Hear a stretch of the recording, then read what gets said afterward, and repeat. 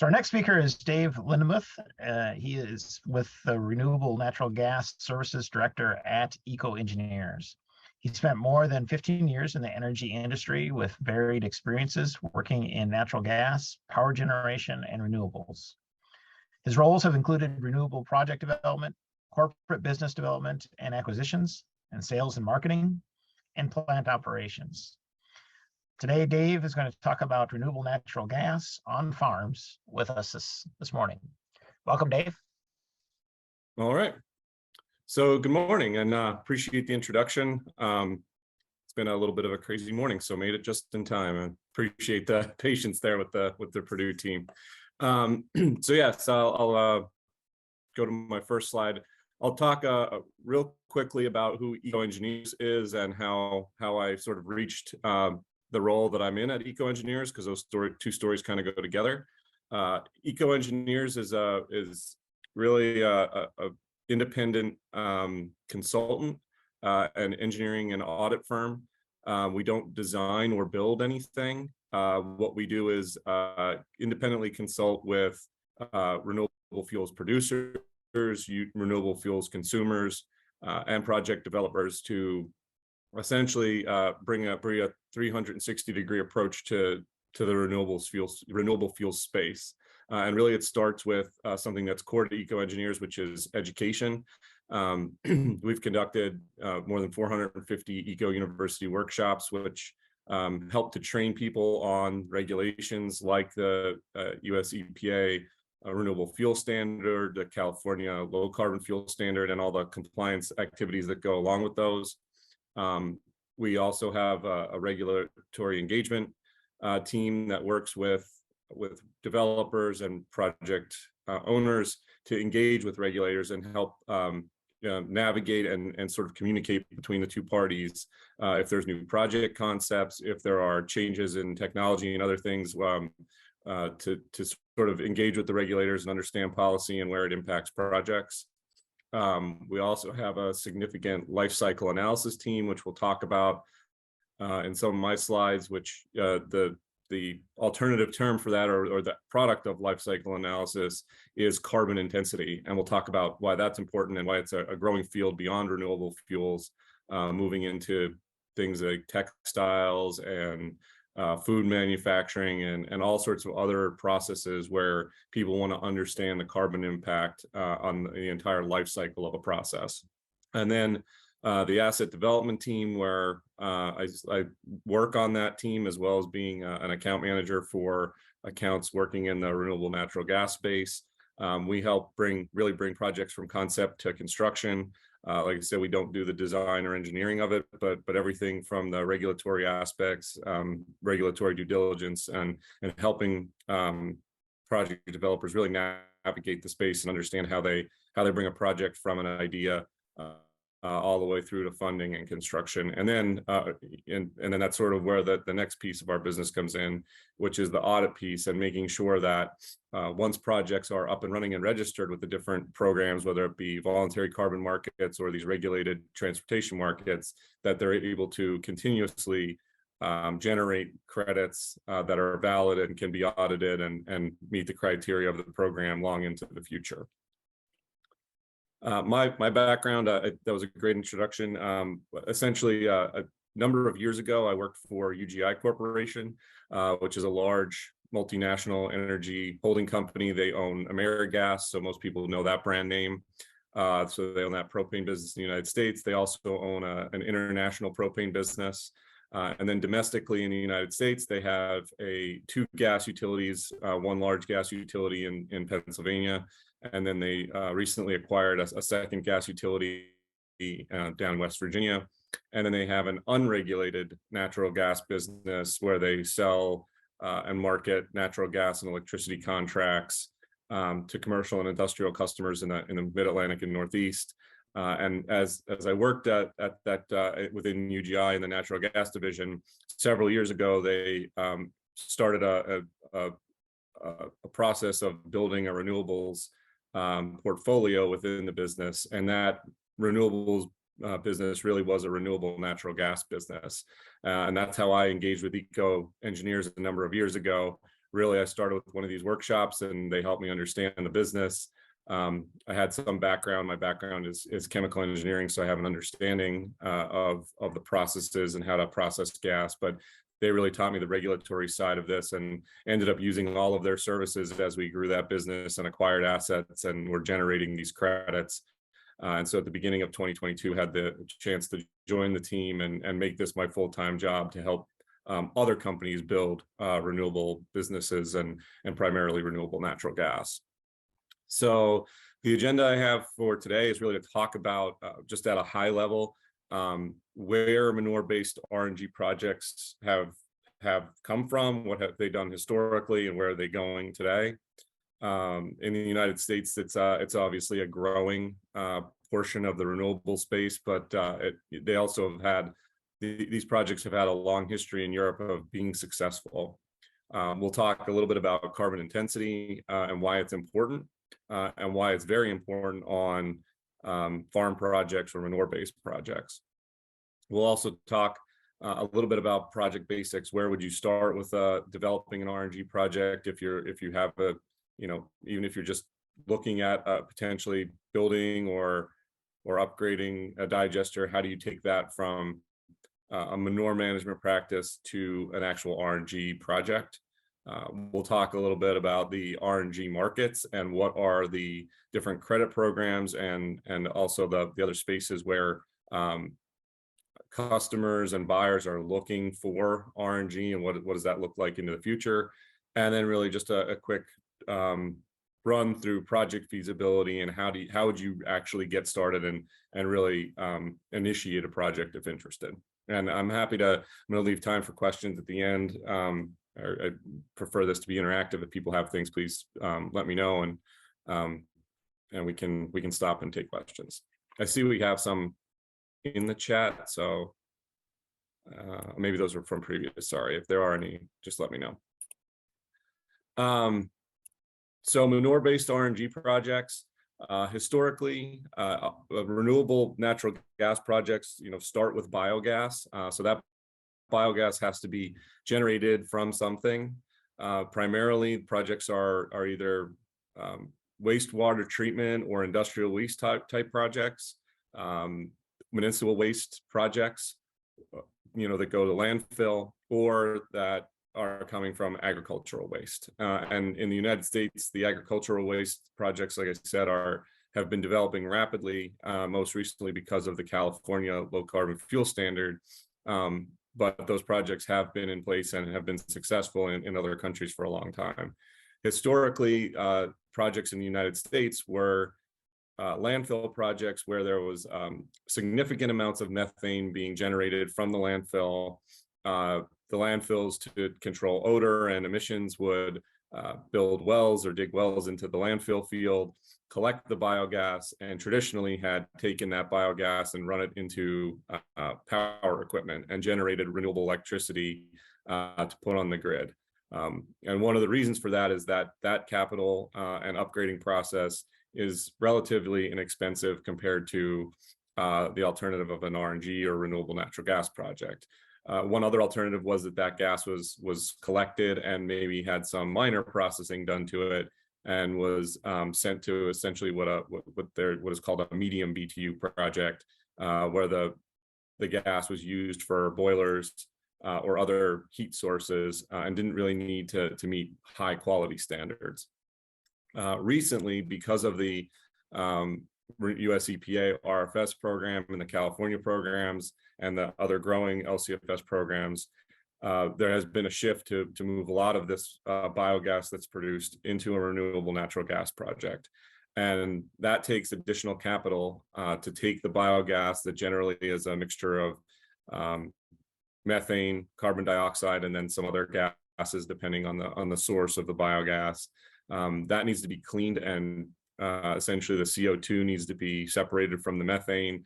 Any of the other contaminants like siloxane or sulfur need to be removed, and then it needs to be meet a pipeline spec and take out even some of the inert gases like oxygen or nitrogen. And you really need to get to almost a pure methane stream to meet natural gas utility specs or other transport pipeline specifications. And then also those interconnections, building a connection, a pipeline connection from the project into the gas grid can be sometimes in some areas very expensive. And ultimately that gas, once it makes it into the grid, is being used either for transportation fuel in CNG or LNG vehicles, or really being used in the voluntary markets where buyers are buying RNG voluntarily to meet greenhouse gas emissions targets. This is really a summary in words of what I was just talking about and how things have developed in the United States. Really, the first biogas projects here were biogas to electricity at landfills. Development of those was, it was rather robust a number of years ago, but then as environmental recs started to pour in from wind and solar and other rec markets, it really, those investments had more incentives, and the cost of capital was lower to build those projects. There was lower risk than trying to run landfill gas projects that can sometimes be somewhat unreliable. And so the development of those types of projects really kind of slowed for a little while until the RFS program and LCFS program started to draw projects back out.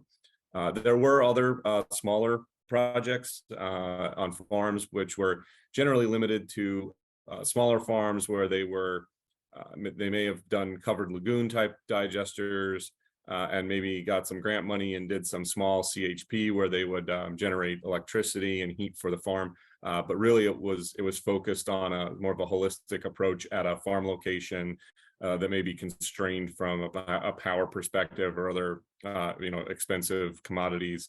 And so they weren't really looking to generate credits. It was more about maintaining the farm and finding ways to optimize. So it's hard to talk about why this shift has started without talking about carbon intensity. And so let me take a question real quick. So the question is, what percentage of RNG projects that are converted from internal combustion or CHP to RNG versus solely RNG operational and under construction? I think the conversion has mostly been focused on, I do know of a few projects in upstate New York that are being converted from CHP projects to RNG projects. I think the largest number of those projects are really older landfill gas electric projects that have run out their power purchase agreements that may have been 5, 10, 15 years. And if they had still had significant landfill gas volumes into the future and were close to a natural gas pipeline, you've seen several of those projects be converted. I know Kinetrix had converted one project, and they're now a Kinder Morgan company. And there are some others. I believe EPP down in Texas converted a very large project from power to landfill. I also think that it's interesting, we can talk about this a little bit later, but the EPA is talking about the potential of an eRIN pathway, which would potentially open those projects that are landfill to electricity or have CHP at farms to be able to match their electricity production to the charging of electric vehicles and generate EPA credits, the RIN credits, through an electricity pathway. And that pathway exists today, but just none of those pathways have actually been approved by EPA.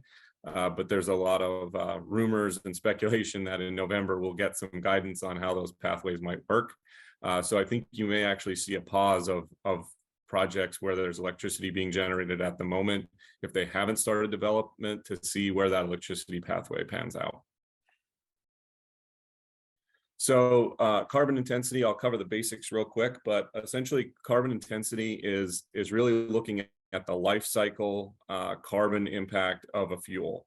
And that means fuel, the production of the fuel from feedstock all the way down to its final combustion.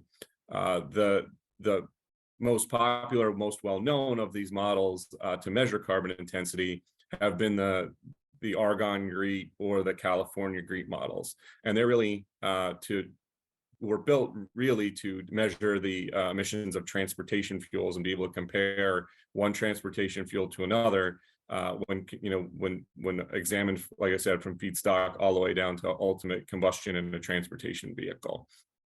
The Argonne GREET model was developed at Argonne Labs. The California GREET model is essentially the Argonne model with modifications made for specific carbon market built in California. And the ultimate, the way that these fuels are then compared is a CI score, or carbon intensity score. And essentially it's a measurement of the total emissions, greenhouse gas emissions per unit of energy that is delivered by the fuel.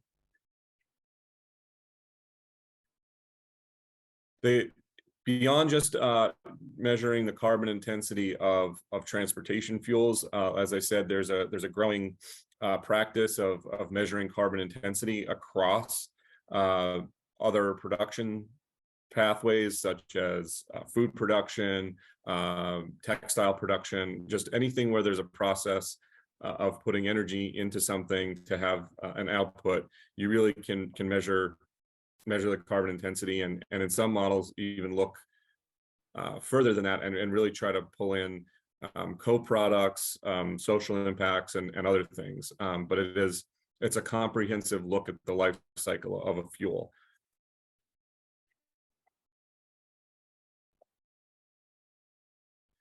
So why is carbon intensity important for manure-based projects or farm-based projects? The answer is really because of California and other developing low-carbon fuel standard projects and markets. So carbon intensity is important because California, the marketplace that generates LCFS credits, those credits are based on how much greenhouse gas emissions are you reducing by the use of your fuel.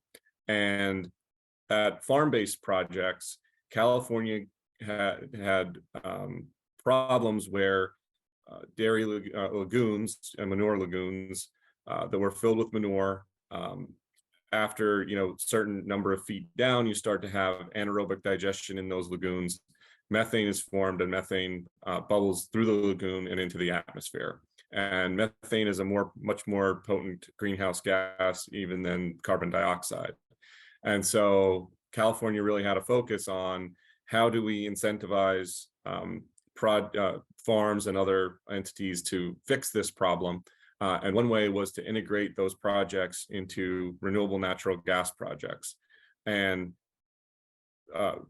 first step is to collect and stop that methane emissions that was occurring from those lagoons, cover them, collect the methane, and then use anaerobic digestion to really pull as much of the volatile solid production of methane out, and then utilize that methane for a fuel, primarily a fuel to replace diesel fuel, which is compressed natural gas in a compressed natural gas vehicle.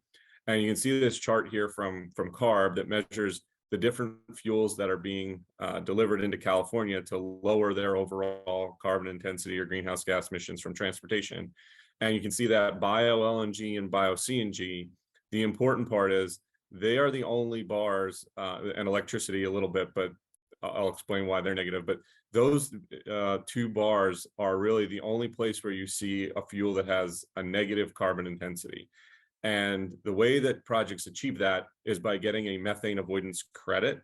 And those methane avoidance credits are provided to the projects based on previous manure management practices. So if the manure management practice allowed methane to escape into the atmosphere, you get a methane avoidance credit by building a project. And that will actually, those avoided emissions get included into the CI score of your project and can actually draw those projects to be negative. And they're the only projects that are negative. All other fuels without a methane avoidance credit, you're putting energy into some process to make a fuel, and therefore you're going to have a positive carbon intensity score. The reason that the electricity scores, some of them over here have this minus 100 or lower score, is really because the source of that electricity is biogas from manure-based projects.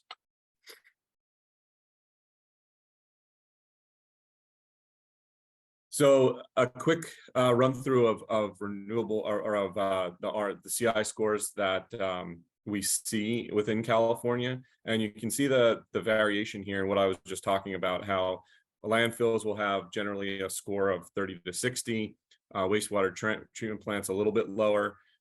Some food waste and diverted organics will have slightly negative scores because otherwise those waste streams may have been generating methane, and so they'll get a small methane avoidance credit. But really, dairy and swine manure are the two projects by rule within the LCFS standard that get these significant methane avoidance credits and can have extremely low carbon intensity scores. And one thing I should cover quickly, and we can talk about it, I'll talk about it a little bit in the market section, is really just that the lower your carbon intensity score, you might be asking, well, I understand it's highly negative, but why does that matter? And so for every unit of fuel that you displace, if you have a negative CI score, you generate credits based on your score compared to the overall California goal. And so the carbon intensity score of all fuels dispensed in California, there's a target to lower those year over year, and that target declines, but that target is somewhere around 80 or 85. And so if you are dispensing a fuel and you can generate a credit like ethanol or something else, and you're maybe at a score of 40, you're generating credits between a score of 85 and a score of 40. If you're dispensing, one essentially equivalent gasoline gallon, and you can generate a credit between 80 and minus 300, you can see the number of credits you generate is significantly more from these projects for the same equivalent gallon of fuel that you're displacing. Here's a quick breakdown on the right of the revenues and where they can come from an RNG project. You have really the first line is really the gas commodity itself. The physical gas that you're injecting into a pipeline will have some value. Within the EPA program, the Renewable Fuel Standard, you can generate something called a D3 RIN if it's a cellulosic feedstock, which manure is. And so you get a credit for that. And then if you can also dispense this fuel in California, you can stack the California LCFS credit with the RFS credit. And you can see there's significant value here in a low CI project. And we've got two questions. I'll take those now. So one of them is, are methane avoidance credits federal or state? And they're expressed in the form of LCFS or RIN. So those methane avoidance credits are not actually credits that you generate. They're included in the carbon intensity score calculation. And so essentially you get this volume of credits. They're called credits, but they're really a volume of emissions that you would have been generating that you get to take credit for within your carbon intensity score. That lower carbon intensity score then allows you to generate more LCFS credits. The RFS program is really generates credits by what feedstock you're generating, or you're using to generate the credit, and carbon intensity is not necessarily a measure of the RFS program.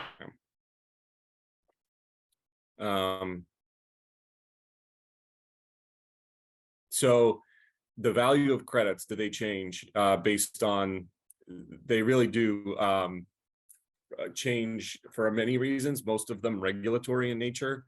Both the LCFS and RFS programs do have a supply and demand aspect to them. Credits that are generated have to be purchased by companies that are dispensing diesel or gasoline into the market. And so they, as they dispense more gasoline, they are required to purchase more of these credits. And so that supply demand is the primary driver of credit prices.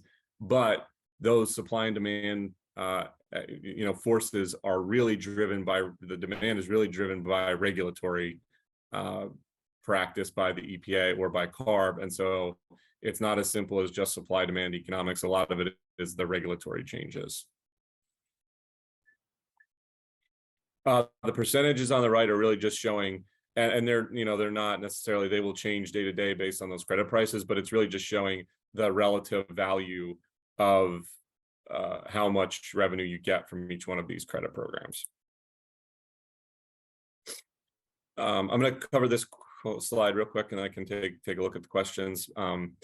The important things to think about that we look at when we're initially looking at a carbon intensity score for a project. These are some of the things that affect your CI score. One is the baseline manure management practices that were there before you, for years before you would initiate a project. So those practices matter. So, for example, if you clean out a lagoon more frequently, there's less time for those solids to volatilize and turn into methane, and so you would actually have a higher carbon intensity score, and less negative, the more often that a farm may have historically cleaned out lagoons, for example. Let's see here if we can.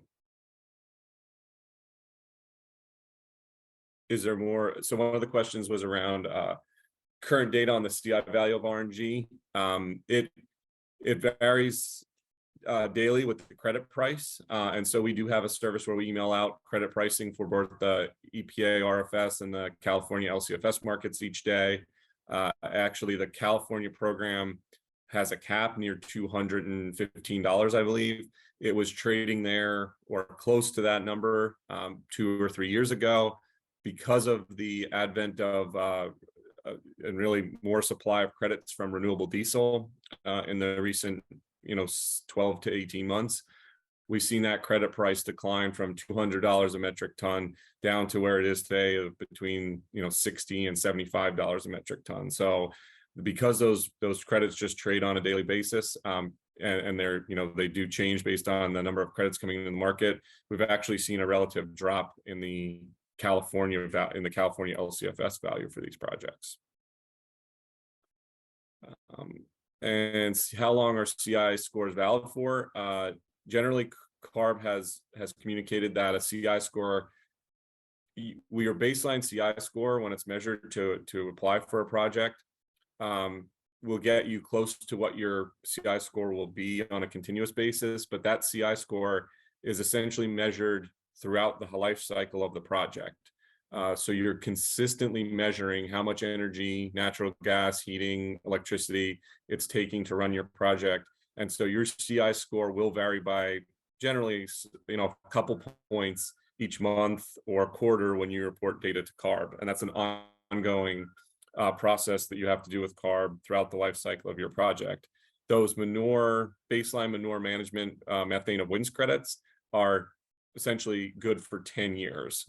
So you have that methane avoidance definitely for 10 years, potentially longer. That'll be something that CARB will most likely provide guidance and rules on. But that methane avoidance is part of your score for 10 years. And then your actual operating data is combined with that to give you your overall continuous CI score.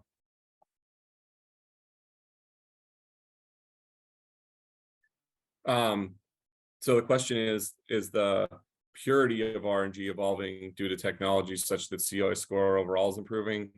I wouldn't say it's the purity. Once you, it's really measured on a heat basis. So you're measuring the methane percentage in flow, and that's what you get credits based on, and your carbon intensity. I think what you're seeing is there are some projects that are trying to optimize for carbon intensity score. So one way of doing that is that your carbon intensity score will depend on how much energy you use to generate your fuel. And if you can use renewable power versus grid power that may be coming from coal-fired power plants, that's one way to reduce your overall carbon intensity score, because now you're not consuming a fuel to generate your fuel. And so we do see project developers working to try to optimize those aspects of the CI score. I'll cover this really quickly because I still do have a bunch of slides to go through and want to let more time for questions. But really, the important thing here is that dairy and swine manures are the only ones that get methane avoidance credits within the CARB rules. Beef cattle and other manures may actually have the same manure management practice, but by rule, they're not included, and that's been made pretty clear by CARB. And I'll cover this at the end as well, but just wanted to talk a little bit about milestones within an RNG project and how these projects really come from concept to creation. Really, it starts with the feedstock. There are a lot of developers out there and construction firms that can help build these projects, but ultimately it always comes down to the feedstock, and you want to make sure that the regulations are very complicated and sometimes not 100% clear. So working to understand where your feedstock fits and making sure that you have long-term viability of that feedstock, that the farms have good financial health, will be things that developers or project builders will want to look at. And then the next step is really, a threshold of looking at, can the gas get to a commercial pipeline? Because that's how you're going to be able to access these regulated transportation markets or even the voluntary markets. And so if your farm is many miles from a pipeline infrastructure, that could be a possible hurdle to get over. There are ways to solve that. There are CNG trailers to transport the gas to an injection point. But generally, if it's a smaller farm, that small farm, the amount of gas they can produce can't really support the capital required to build an interconnection like that if it's not close by. But sometimes developers will look to aggregate farms and build one interconnection and pull gas from several farms. And then the next steps are really, the detailed design, engineering, and build of the project.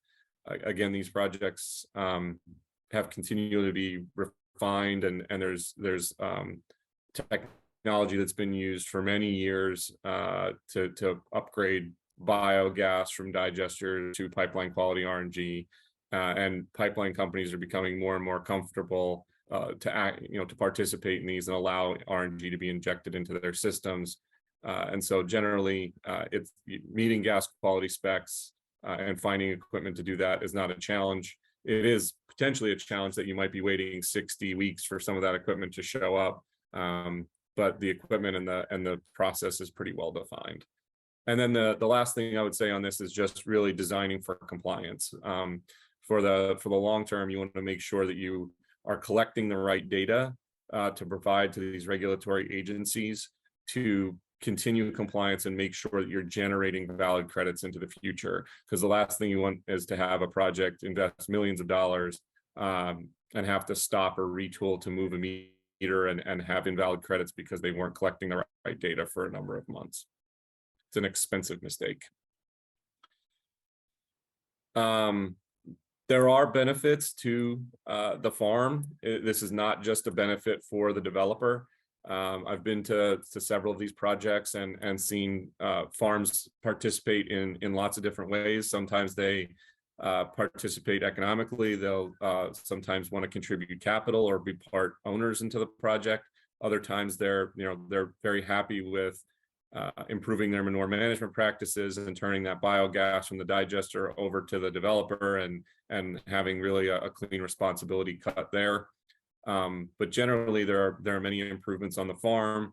The farm continues to get nutrients from the digestate of the digester.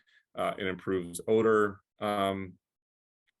complaints or issues on the farm. And generally, farms can participate, most of the time at the level they want. So they're not required to invest in the projects or provide capital, but oftentimes they're given the option to it at the level that they'd like.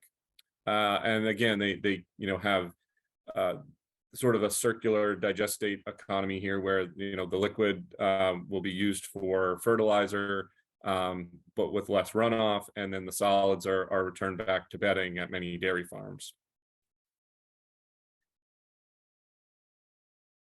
And it can be an additional revenue source, as the farmers do get paid generally for providing the manure, and that can either be in a share of the project revenues or a simple payment to the farm to say, the developer owner of the RNG project may just pay a certain dollar per amount of manure on an annual or monthly basis. So RNG markets and how they are driving and what's driving development of more and more of these projects. Really, it's the transportation fuels markets that I talked about, US EPA RFS program, the California LCFS program, and other LCFS programs in Oregon and Canada that are developing and growing, and being able, in the United States, to be able to stack the LCFS credit and the RIN has really been beneficial to these manure projects. We do see a significantly growing voluntary market where universities and multinationals that have greenhouse gas reductions goals are buying renewable natural gas to meet those goals, and their understanding of carbon intensity and the value of having a really low or negative carbon intensity fuel. Those buyers are gaining understanding in that area, and we're doing more and more work with buyers and sellers to help them understand how a low fuel, an RNG fuel that's minus 250 carbon intensity can help them reduce, scope 2 and scope 3 emissions that otherwise may be really difficult to reduce. And then there are just other uses that we see. Like I said, the development of an ERIN pathway by the EPA to use biogas to electricity is another market. And there's also hydrogen markets developing where people are using or looking to utilize low CI renewable natural gas in steam methane reformation or other processes to generate low or negative CI hydrogen to be used in other markets. This is really the technical summary of what an ERIN is. I kind of put this in here for reference. Don't want to talk about it too much. Like I said, we're anticipating possibly that rule in November coming out, and if that happens, it'll be interesting to see how many projects are able to capitalize on assets that are already out there generating renewable power from these feedstocks. And again, these are other markets that I was just talking about, which is really low carbon electricity as another market for RNG or renewable hydrogen. One thing to note is that throughout, and I kind of missed this in the beginning of the presentation, but projects throughout the United States, both for the US EPA RFS program and the California LCFS program, when you're generating renewable natural gas and injecting it into a commercial pipeline or gas utility pipeline, you can use this book and claim methodology to essentially inject the RNG in one place. It could be Michigan, upstate New York, or otherwise. And then when a fuel dispenser fills a gas tank with compressed natural gas, you then claim those environmental attributes that were injected somewhere else in the country. And so it's really an accounting exercise to say I injected this much RNG here, and then I'm matching it up with dispensing either in California or in other states. That is not necessarily the case with the California Power program, where you saw those negative electricity projects. For the electricity side of these projects, where they're generating credits from electric vehicle charging, for the California program, it actually has to be contained within this WEC power region and show physical trading into California. So there's a little bit higher hurdle there for electric projects in California. So just to talk about how do projects move from this concept to capitalization and construction. Really, it's about learning and understanding what the regulations are, doing really some high-level feasibility or understanding where the revenues are going to come from.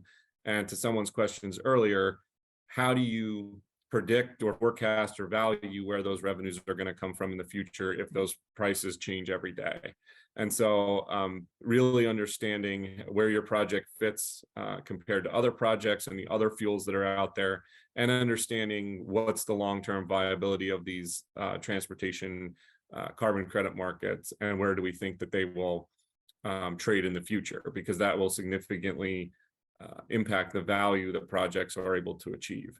The alternative is to really look at these voluntary markets And the voluntary markets are providing longer-term fixed price contracts to essentially remove some of this carbon credit price volatility and risk.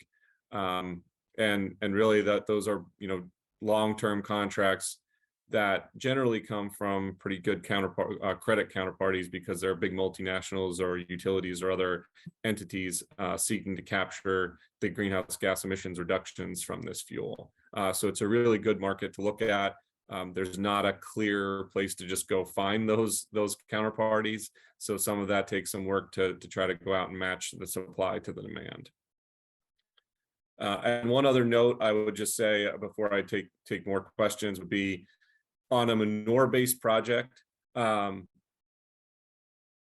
be very careful of carbon intensity scores and make sure that if somebody says that this project is going to have a carbon intensity score of X or Y, that you do diligence around that and understand, do they really understand the California GREET model? Have they done it before? Have they had a third party look at it? It is not as simple as saying it's a dairy project that's going to have a score of X or Y. It's much more complicated than that, and you want to have a qualified third party looking at that, because it is going to drive significant part of the revenue of these projects. So I know I took some questions throughout. There's one more here. Are you aware of any projects in the Texas Panhandle, eastern New Mexico? Definitely in the Texas Panhandle. I know there are some swine projects that are being developed in Texas, and also a number of larger dairies. I don't know if they're necessarily in the Panhandle, but in Texas, there are some larger dairies that are developing projects. There's also some large dairies in Arizona that I know of that I know there's a large dairy in Arizona that's actually online producing credits and delivering into California. Did I miss anyone's questions? Yeah, Dave, you missed one on okay. Why is it only swine and dairy and not beef? Because beef is a ruminant, it's got similar feedstock characteristics. That question you missed, and so they were kind of wondering if you knew why other livestock species were excluded. Yes. So within the two programs, the EPA program is defined by feedstock, and so theirs is about the cellulosic content and the amount of greenhouse gas emissions reduced by like different feedstocks, and they bucketed them. So the EPA treats dairy manure or beef manure as the same. You can generate the same high value D3 credit. The California Air Resources Board, when the rules were finalized specifically in the regulation, says dairy and swine manure, and they've taken they've taken the question many times about beef manure, because in many places it's handled very similar, and you have the same methane avoidance. You can create projects that can generate credits in California from beef manure. They just don't get the methane avoidance credit, and so they don't compete as well because they don't have that negative score. The answer we've really only gotten, from our several engagements, is because it's not in the rule. And I think really California was focused on what they have in their state, which is large dairy farms and swine, and not so much beef manure. But there's not a ton of insight other than that's the way the rule was written. And I think it was focused on California, dairies. And the other thing is, in many places, including California, where beef manure is sitting out in open feedlots, you don't get the same methane production from something that's dried, sitting really just out on the field versus these deep lagoons. So they are somewhat less rare at the beef manure sites, and that's another reason why. So how do they RNG producers get a check for these attributes? Excellent question, and probably something I should have covered. But at the end of the day, you need two things. You need to match this production to generate the RFS and LCFS credits. You have to match this production with dispensing. So you essentially need a contract with someone who owns a CNG vehicle or CNG dispensing station, because you don't generate these credits just by generating the gas. You generate these credits by displacing gasoline or diesel fuel in a vehicle. And so that's step one, is matching your production to a dispensing station. And then the second piece is, now you've generated a credit, you have to sell that credit. And those credits are either bought by brokers, but ultimately the brokers don't keep them. Whether you're selling to a broker or into the market, an obligated party is the one buying the credit. And so those large oil, either refiners or dispensers, who are dispensing gasoline or diesel fuel into the market, based on the amount of gasoline or diesel they produce and dispense, they are obligated to buy a certain number of credits. And so they're the ultimate buyer of these credits. So Valero, Chevron, BP, ultimately they're buying these credits to offset what they've placed in the market in the fossil fuel. My take on an RVO relationship, I think, like I said earlier, the RVO is, if you look at supply and demand in these markets, projects will show up with supply. Projects can't show up with supply overnight. These projects take a lot of time to develop and build and come online. They're also limited by the amount of dispensing that's out there. You can't generate more credits if you don't have enough CNG dispensing. So that's the supply piece of it. The RVO, which is the renewable volume obligation set by EPA for how many of these RINs need to be retired by the obligated parties, that's the demand side. And so really the demand leads the supply. And historically, what EPA has done is said, okay, we're not meeting what we should be meeting from an overall RFS perspective. So let's just set the RVO at the RIN production that the supply was able to show up with to essentially continue to support the market. The question will be, going forward, does EPA just continue to ratchet those RVOs up to try to push more supply into the market? Or, if they set a multi-year RVO, do they miss and they somehow, sort of under predict what supply is able to come to the market? That will definitely, put downward pressure on prices.